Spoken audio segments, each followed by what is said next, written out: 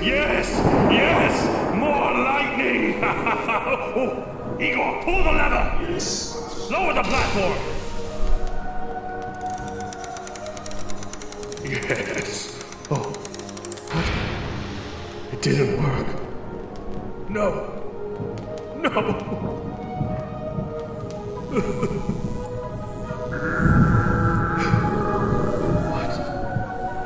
What was that?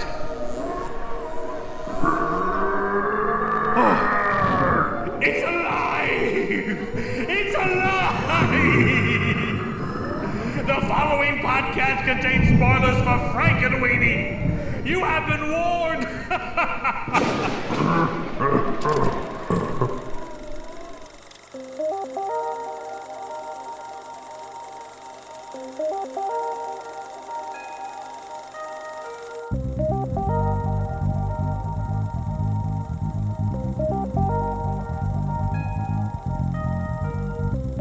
What's up, everybody, and welcome back to another episode of KFR News Radio. This is your host, Judgement, along with your freaky deaky host, Mr. Frankenstein. Dr. Frankenstein. Mm-hmm. Oh, you got the PhD. Let's go. Yes. My man. The PhD stands for Pie Hands Distributed. Yes. Fucking personally hydrated dick. Yes. Oh, man. How you doing, Glenn? Well, I'll tell you a little story. This morning, I realized how much of a 30-year-old I am. I was lifting up a sink because I was doing some caulking around it, cleaning up the old stuff. And while lifting it, I twisted my spine in such a matter of fact that it went... Yeah. And just I went... It was like the sharpest. It was like Christopher Lee telling Peter Jackson how a stabbing works. It hurt. When you're in your 30s and hear that sound, it's either going to make you feel euphoric because it adjusted something that needed to be adjusted, or you're going to be down for the count. Yeah, there is no middle ground. It was almost like I think I was 2 hours into work, and when that happened, and I almost was like, yeah, I'm going. I got to go home. This bitch hurts. It's like when one of the McPoyles gets stabbed and he goes, I gotta fix this. God damn no. But that sucked. But other than that, pretty good. I got to see a silly little movie with my boy Miguel Magusto. Yes. That was Creed 3, and that is going to be up on the YouTubes for a silly little review for you guys to wonder upon. And then I had watched Frankenweenie, which we shall talk about very briefly, but here's a little wrench that I'm throwing into this pit right now. I started Tar. Oh. And obviously I didn't get that far yet, but I did start it, and that's counting for something, Mike. I'm getting there. That is more than I expected, honestly. So there we go. No problem. I had a rather light week as far as movies goes. I've been actually watching a German series that the composer for my film The Plea has been peer pressuring me to watch pretty much since we met. It was like one of the first things we talked about is the series Dark, and I just finally got around to watching it, only 2 years later. Oh, no big deal. And so I've been going through that. Haven't finished it. Finished the first 2 seasons. There's only 3 seasons, so I only got 1 left. I really like it so far, but because of that, I only watched 4 movies, and 3 of them were rewatches. Unbelievable. Of course, we had Creed 3. There's a review for that up on our YouTubes. Then I rewatched All Quiet on the Western Front, the 2022 German film that is nominated for Best International Feature, Best Picture. I want to say Best Writing as well. It's nominated for a bunch for a foreign film. Oh, yeah. I believe 4 in total. And so the main reason I rewatched this is because it was in theaters, and I hadn't seen it in theaters since it's a Netflix movie. And my God, even though I have surround sound and a 10-foot projection screen at my home, this is like a great example of how much different it is seeing a movie in theaters, because it felt like a completely different movie. There's just like a whole bunch of different sounds that I missed even with my surround sound. It was so much more immersive. So I really suggest people try to see movies if they can in theaters, because you're kidding yourself if you think you're not missing anything. The scope of that movie is just it's huge. It's not for your television. Yeah. It's so much more than that and should be seen like that. Of course, I didn't see it, but I'm just talking shit. Well, I'm a hypocrite. You can watch it and understand that, man, I really wish it's like that movie in 2020, the Tom Hanks movie, the Grey Wolf or something. It's a Navy movie where he's on a ship and they're being hunted by a German U-boat. But like when I was watching that, I was like, man, I wish I watched this in a theater. But of course, then theaters were closed. Yeah. So that wasn't an option. But yeah, really suggest that movie and also movie theaters.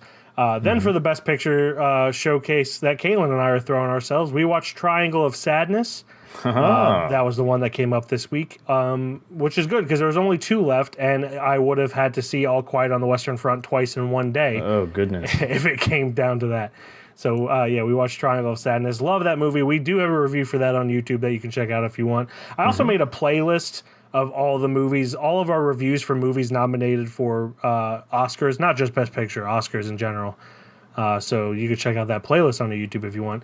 And then I watched Frankenweenie, which we will get into right now. Sparky is a great dog, a great friend. The best dog a kid could have. When you lose someone you love, they never really leave you.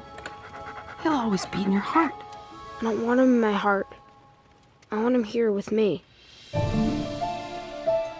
The nervous system is just wires and cables. Even after death, the muscles respond to electricity.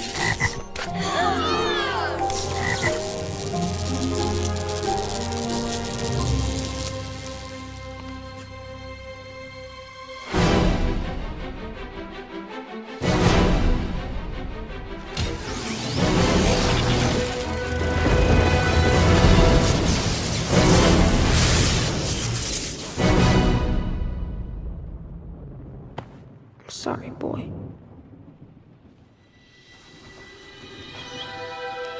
Sparky!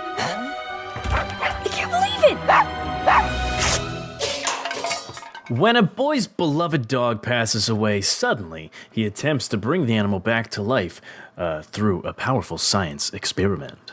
Yes. Directed by Tim Burton, written by John August, based on the original idea by Tim Burton and the 1984 screenplay by Leonard Rips.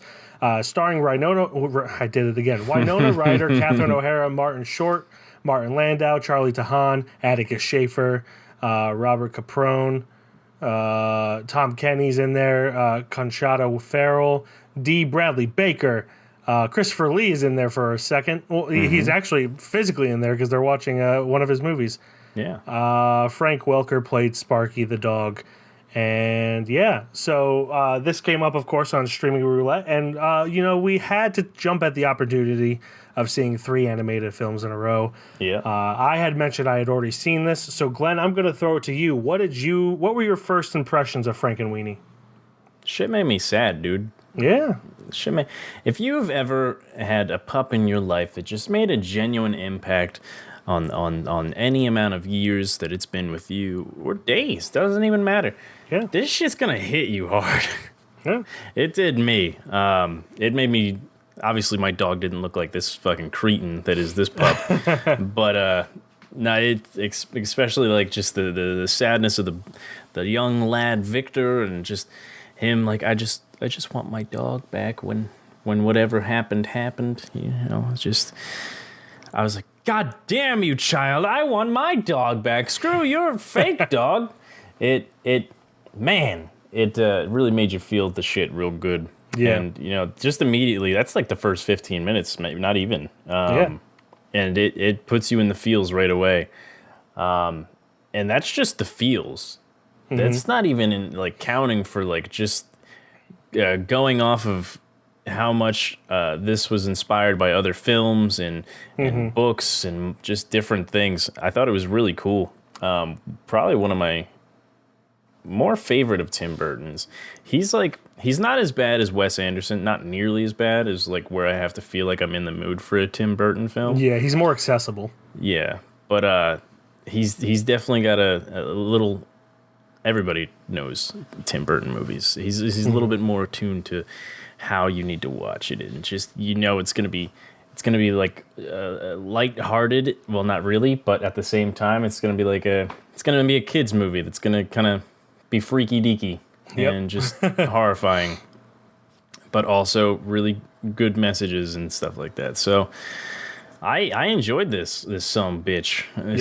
Especially the beginning where I was like, I want my fucking dog, man. my bumper. I even went on to like look at videos and pictures. I was just like, I miss that fucking dog. Yeah. I would love to bring her back to life as not, an undead creature, but not like this. I would not go to the extent of doing anything like this.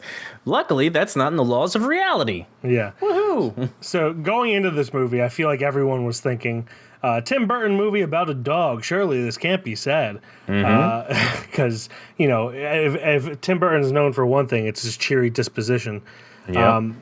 I saw this first in 2012. I absolutely loved it. I was just off of film school. Had started a film job that was not going as I had wished it were going. Essentially, the guy who was my boss was a complete asshole, so it was making it like so much worse than it needed to be. Yeah. So I watched this, and this movie kind of made me quit. No, it didn't make me. I was just like, man, what I'm doing for this guy is not this shit, so I'm gonna just quit because he was. I cannot stress enough how much of an asshole he was.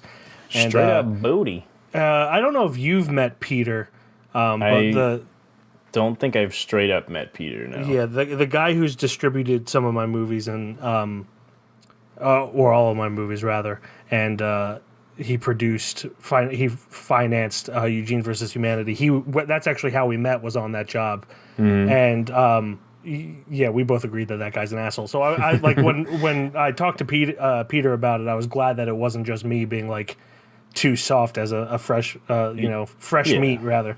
He was just like, no, that guy was that guy was a fucking asshole. So yeah, this movie, I always think of that job when I think of this movie because this movie was great, and I was just like, man, if we were making something like this, I would deal with this bullshit, but I'm not going to deal with this bullshit. Yeah. So. Don't blame you. Yeah, I absolutely love it. I had seen the short film it's based on, the 1984 short film, which is essentially the same. I was actually watching a video today that was side-by-side comparison, and all of the beats are the same, essentially. And it's I'll have to send you that video because it's really cool to see the comparisons. But it is such a fun homage to old classic horror movies. To the point where you see, obviously, Frankenweenie, Frankenstein, that's there. That's not even hidden. But then you have like the tall, creepy-looking guy that kind of looks like Boris Karloff. Yeah. He's supposed to look like Boris Karloff, and then his hamster is a mummy, which Boris Karloff was also the mummy, not just Frankenstein. You have references to Godzilla, the Invisible Man, Gremlins.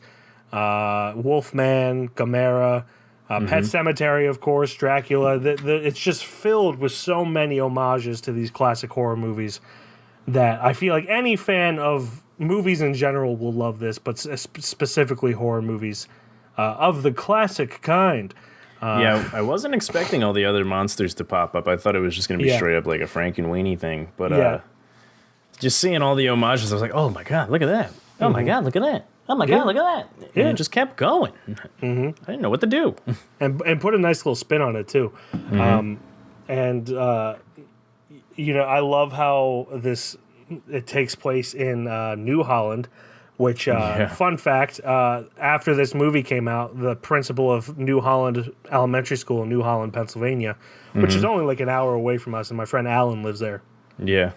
The principal of that elementary school wrote Disney and Tim Burton, was like, hey, I think that this movie takes place in New Holland, Pennsylvania, and Disney, to their credit, and Tim Burton kind of leaned into it and made it like that's where the official location was, is New Holland, Pennsylvania. Yeah. And they even like sponsored a float in New Holland's parade that they have every year. That's pretty cool. Yeah, so they did a lot of cool things like that. And but like the fact that they made it New Holland just so they had a reason to have a windmill.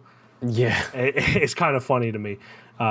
because I guarantee you that they didn't really base it off of anywhere. They just, retroactively said, "Oh yeah, it's New Holland, Pennsylvania, of course." Well, I assume something in the whole monster universe took place in Holland, and I just assume that it would be like New Holland. This is the place in the United States that we're just making it happen. Yeah. Well, I don't know where Frankenstein takes place, but the movie ends in a windmill. Yeah. And Holland is known for windmills, of course. So sneaky bastards. Yeah. It's been a while since I read the book, but I always assumed that it took place in Germany, Frankenstein, but I could be wrong about that. Probably am, especially if it took place in a windmill. It's just they call the mayor in Frankenstein Bürgermeister, which means mayor in German. I have the Frankenstein book. I should probably read it, and maybe I should have done it before this, but God damn me. Yeah, I've read it. It's just been a long time since I've read it, so I have no idea. But yeah, all the vocal performances in this are great. Catherine O'Hara and Martin Short being the two main ones. They both play 3 characters each. Speaking of Martin Short, man's got some range, because he did not sound like he did in Treasure Planet. Yeah, he's a legitimately good actor. That I feel like, because he is, he's a comedian.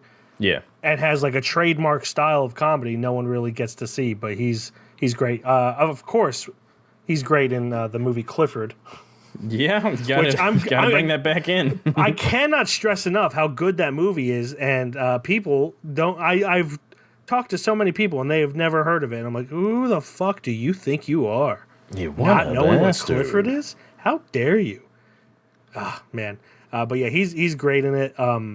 And so is Catherine O'Hara. Charlie DeHaan is great. And Atticus Shaffer, too, playing Edgar Igor, the Igor type character. He does I loved that character. So did I. He does a great Peter Lorre impression, which is what I'm. It sounded like him, but then I read and confirmed in the trivia. Granted, anyone could add trivia, so who knows how true that is. Yeah. That he was doing a Peter Lorre impression. But yeah, I thought he was fantastic. I thought he was fun.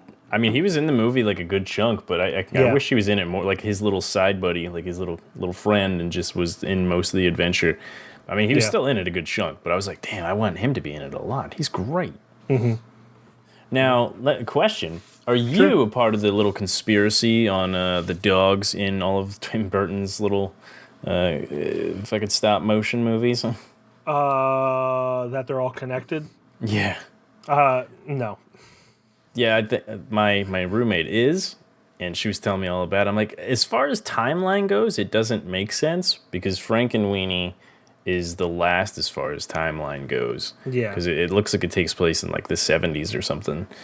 What people need to realize is that that's my biggest hate about Marvel, is now everyone thinks every movie's connected. I think this was a thing before Marvel was going crazy, but yes, I understand what you're saying. But like, it's so fucking annoying. Where it's like, why can't things just be standalone? Why does it have to be like this universe? It's like the Disney and Pixar thing, and there's always a connection between them all.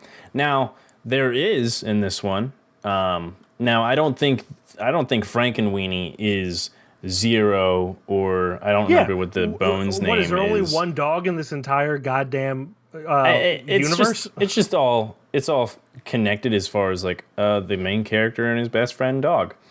But I don't think it's all the same dog. There's people who think it's all the same dog. It's almost as if a lot of people have lived and had dogs as their best friend, and it's almost as if they call dog man best friend. So what she was telling me is that the timeline doesn't make sense, but she thinks that the Frankenweenie is the beginning of the dog, and the Victor character, and then Corpse Bride is that character growing up, and then the dog becoming just a pile of bones. And then they're not even the same breed of dog. I know. And then Zero has floppy ears. Now I don't remember what the character's name is in fucking Corpse Bride, but then in Nightmare Before Christmas, it's that's Victor, not necessarily that character's name or anything, but Jack is Victor, and then Sparky is Zero. I cannot remember the dog's name in Corpse Bride, though, and it drives me nuts. Scraps. Is it Scraps? Yeah. So, so that's the little conspiracy. Of course, none of it is actually, they're actually connected. It just happens to be each main character is a tall, thin lad, and then, of course, there's a dog, and then it's dead. Hey, I got a suggestion. Yeah. Maybe they're 3 different fucking dogs and 3 different fucking stories and 3 different fucking worlds because Tim Burton just likes dogs. You ever think about that, you dummies? He did pay a little homage as far as like Zero's grave. It's definitely not the same because I'm pretty sure Zero's grave. I don't think it was on a hill, but there is a grave that looks like very, very familiar to. Well, it's because it's Zero's grave, yeah. But I'm pretty sure it said Spot. I could be, fucking dumb and blind, which we all know I am. Also, but, if they all were the same person, why would he change the name 3 times? Don't know. Well, he also would change his own name 3 times. Yes. Like, it's so stupid. Why? I hate fan theories more than anyone could ever know. Mainly because as the movie guy, people always bring fan theories to me, and I'm just like, you're fucking stupid. Yeah. This is just a standalone movie. I apologize for being so aggressive. How dare you? I think it's fun and lighthearted, but I will say it is not connected like that. Grant, I don't know how your friend, your roommate was talking about it, but I've had so many people like fight tooth and nail as if it were 100% fact. And I would always just be like, the director says that it's not fact. Yep. If the director says, no, I'm sure Tim Burton would like play along with this a little bit. It's just a nice little wink, a little nod. If the director says no, that is absolutely stupid. It is not real. And I've had people talk to me about that, and I would point out that the director said it's not real, and they'd be like, well, he doesn't know anything. What the fuck do you mean he doesn't know anything? He's the guy that made the goddamn movies. Sorry, I apologize to anyone that's into fan theories. If people didn't come to me with them all the time, they wouldn't piss me off as much. But it's essentially like, people going up to Buzz Aldrin and telling him that the moon landing was faked. I get the same amount of angry just because so many people do it to me. It's funny. I didn't even look in the trivia with that conspiracy theory, and I just passed it. Yeah, I had heard it before. But yeah, I mean, if you want to talk about it, yeah, sure, it's fun. To me, I think Tim Burton probably just had a childhood dog that he misses dearly and pays homage to it as much as possible. Because that's a much more likely scenario. It's a fun little theory, but the timeline is so fucked that it just wouldn't make sense. The characters' names, there's just too many things. Apparently, the character's name was Victor in Corpse Bride too. Okay, so there's at least that. Yeah. I mean, that's also just an homage to Victor Price. Sorry, that's Vincent Price. Victor Frankenstein, that's what it's an homage to. So it's not like, I don't know. It's a stretch. Victor is a very popular name. It's it's no John or anything. Also, his last name is Van Dort. It's Victor Van Dort, not Victor Frankenstein. Yeah, dumbasses. Yeah. Oh my God. So anyway, off the conspiracy theory itself. I'm sorry. That is a fun fact. I just hate it when people are like fight tooth and nail about it. But if it's just something fun to talk about, yeah, that's fun. Yeah. But people have dogs, surprisingly enough. I don't believe you for a second, but because my girlfriend is Miss Peanut Butter, I can't help but believe you in a little slight of way. What's kind of great about this movie is the whole relationship between the dog and the boy, and then the kind of competition that goes into it with all the other kids about for the science fair? This science fair. But at the same time, it somehow draws itself away from being more interesting when it comes to that. It's really cool to see all the homages and all that, but I lost a little bit of interest after it started getting into that. I was like, cool thing. Cool thing. Cool thing. But I wasn't like that super into it once it was all going down. Yeah, I think it would have been cooler to be more close to the Frankenstein film where, you know, Sparky runs away, he runs into someone. In this, obviously, because it's a kid movie, he wouldn't kill a little girl, but he scares a little girl, and that starts like the mob scenario. But yeah, I agree. I love the homages, but it does take away from it a little bit. Yeah, I mean, still regardless, I mean, it's a super fun film.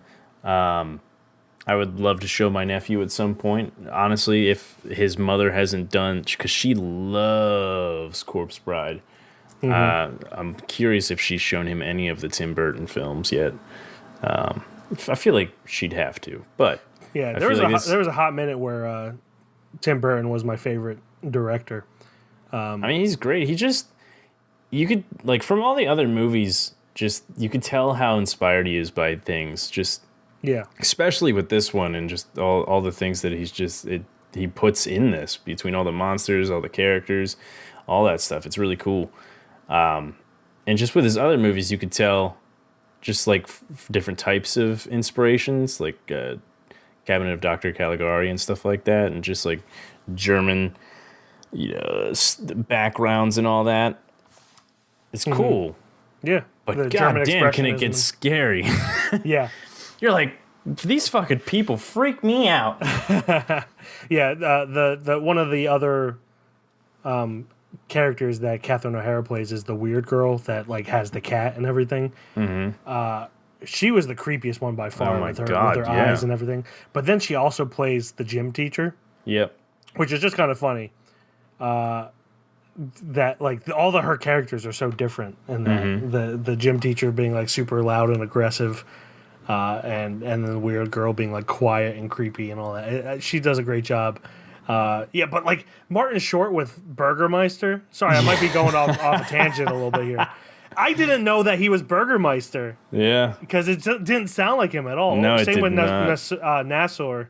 Mr. Frankenstein was the only one that sounded like him. But yeah, I thought it was great. Sorry, I kind of went off on a tangent there. It's quite okay. But yeah, I don't have too much to say. It's a short film. I mean, obviously it's not a short film, but it's short. It's great. It's adorable. Yeah. And just genuine fun. I agree. I love the artistry in it. I love that it's black and white. It's. I'd be interested. I feel like I watched the behind the scenes a while back, and they actually they shot it like. I don't know if the film was black and white, but all the characters were black and white. I could be wrong about that. I could be misremembering, but I think it'd be really cool if that were the case, where like all the models were black and white. But yeah, it looks like they've had color. They're doing it behind the scenes now on the IMDb thing, like a perfect timing. They did have color? They were color, and it looks like it just went to black and white. Yeah. Like they weren't vibrant. Obviously, it's not Tim Burton's thing. And like, I mean, he always planned it was going to be black and white anyway. Yeah. Apparently, the first animated film that was black and white too. It's kind of. Yeah, I believe that. 2012. That's. Max and Mary, or actually, but I don't know if that was 100% black and white. Yeah. Or Mary and Max rather. No, there's a little bit of, like very little color, but it is like if you look at Mary and Max, it's like mostly sepia or black and white with a few red things thrown in. Yeah. So I guess if you're gonna go like that technical, it's probably the first one. No, well, hell yeah. Yeah. That's all I got to say. I think me too. So cool. So that does it for our review for Frankenweenie. That brings us to the judgment. As always, it needs to be a unanimous decision whether or not it goes on the KFR shelf with the likes of Apostle and Handmaiden. Heads or tails? Tails. Okay. Do you want to go first or not? Oh, what was the point of asking me heads or tails? Well, I don't know. Do you want to go first? I'll just go first. I didn't even have a coin. I just said something in my head, and I was like, "That's what it's going to be." That's it. So I would put this on the shelf. I think it's a fun, lighthearted movie. Maybe miss my puppy dog. Yes. Miss that goddamn old girl. Luckily, she died of natural causes and didn't get hit by a car or anything. So I just miss her, and this made me miss her so much. And it was just a fun movie, regardless, even if I didn't have a dog die in my life. Yeah. It's just a super fun movie, paid a lot of homages. Tim Burton did a wonderful job. Yes, he did. So yeah. I would agree. I definitely miss my puppy dog, my boy before my boy. Oh no. The Bubba Boy. Again, he wasn't hit by a car, but it was, it's always sad losing a childhood pet. Oh, Yep. sad losing a pet in general. Yeah. I don't know if you put your animals down or if you wait for them to just kind of go on their own, but I hate being the one to make the decision. But it is the humane thing to do sometimes. It's super fucking rough to have to. Absolutely. Regardless of whether you do make the decision or not, it's fucking difficult. Yeah, well, that's the hardest thing for me. Like, we're getting a little therapy right now. Yeah. It would be easier for me to just find my animal dead. Than Well, that's what they usually try to do too. Is they'll kind of just drift Hide, away and hide in a spot so you don't have to like do anything. They're just like, this is where I'm gonna die now. Yeah. I hope you have a good day. Yeah, sometimes they're in like too much obvious pain that you do have to just go for it. Unfortunately, but yeah, I love dogs. Love Frankenweenie. This also goes on the shelf. Mm-hmm. So yes, Frankenweenie makes it on the KFR shelf with the likes of Apostle and Handmaid, and that brings us to our assignment for next week. It is my turn to pick. Mm-hmm. For those of you who've been listening this year, I have a huge list of movies that I have been making Glenn pick a number between. 13. I'm not going to tell him. I'm not. No, stop it. Oh, I'm not ready for you yet. I'm not ready, Glenn. When will you be ready? But anyway, so I have a random number generator here. That's where I'm going to start counting. And then you pick a number. Is it still 13? Hell yeah. Okay.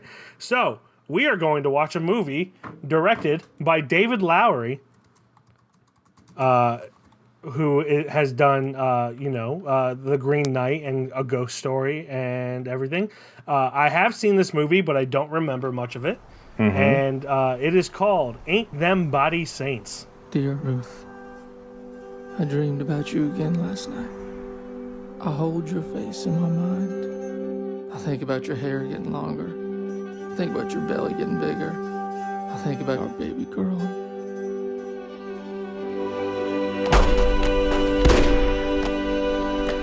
I shot someone. I think I shot someone. It's gonna be okay. All you gotta do is wait for me.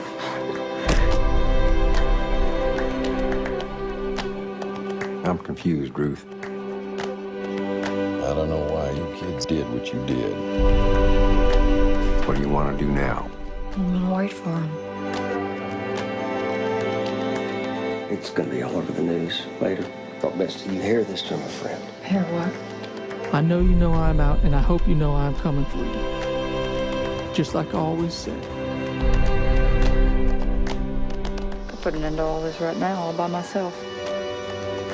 All I'd have to do is tell the truth. Whatever it is you've done, when I see you with your daughter, all I see is good.